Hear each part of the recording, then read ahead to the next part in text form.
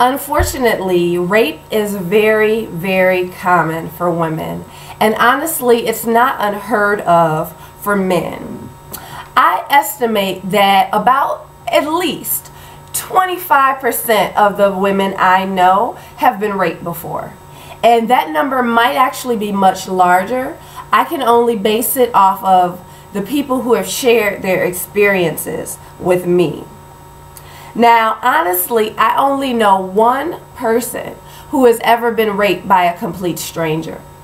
Every single black woman that I know was raped by someone that they know.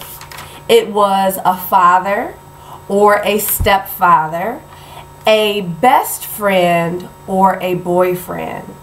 And because this pain is coming from someone who is close to us, sometimes we don't even realize that we have been raped. So, if you tell your boyfriend that you are willing to give him head, and he inserts his penis inside of you without your permission, that is rape, even though he is your boyfriend. And if you tell your lover that you are okay with vaginal sex, and he forces his penis in you anally without your permission, especially if you say stop, that is rape. And if you tell a man that you're ready to have sex with him, but when he takes his clothes off, you get scared. If you tell him to stop and he continues, even though you changed your mind, that is rape.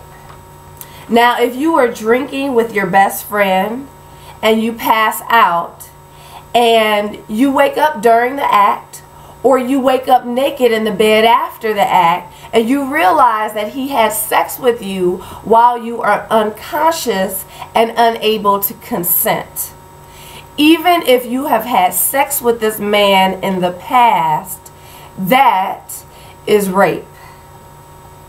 Now, if you tell your husband that you don't want sex tonight and he forces himself on top of you and has sex with you anyway, even in the context of marriage, that is rape. Unfortunately, this is what rape has looked like for myself and a lot of the black women that I know.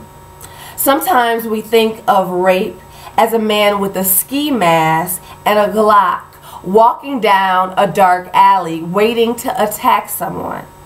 But often for the women in my generation, rape comes from a father figure, and rape comes from the men we are in love with. I only know one black woman who has ever pressed charges, and unfortunately I know a lot of black women who have been raped. And I think it's complicated because personally, as a prison abolitionist, I don't want to see any more of my brothers in the system. But at the same time, there has to be a certain level of accountability. If black men don't want to go to prison, then maybe black men shouldn't commit crimes. And rape is a crime. So once we clear that up, we can begin to fight on our brother's behalf against the injustice in the criminal justice system. So if you have been raped, I am sorry to hear that. I recommend individual counseling. I recommend support groups. I recommend art therapy, and I recommend affirmations. Counseling will help you heal so that you don't have a traumatizing experience every subsequent time that you have sex. Group therapy will help you realize that there is nothing wrong with you. Unfortunately, this happens to women all the time. Art therapy, and you don't have to pay for it. Just pick an art and do it regularly.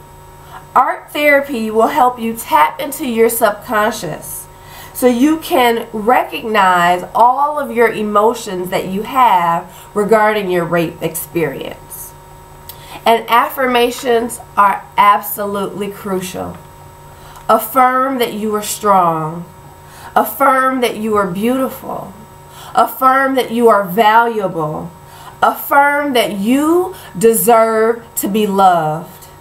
And you deserve to be loved without being raped. Now, let's continue this conversation in future videos. In the future, I will talk about the signs of molestation, and I will talk about this book, Transforming a Rape Culture. It's a great read. So, remember, never be ashamed.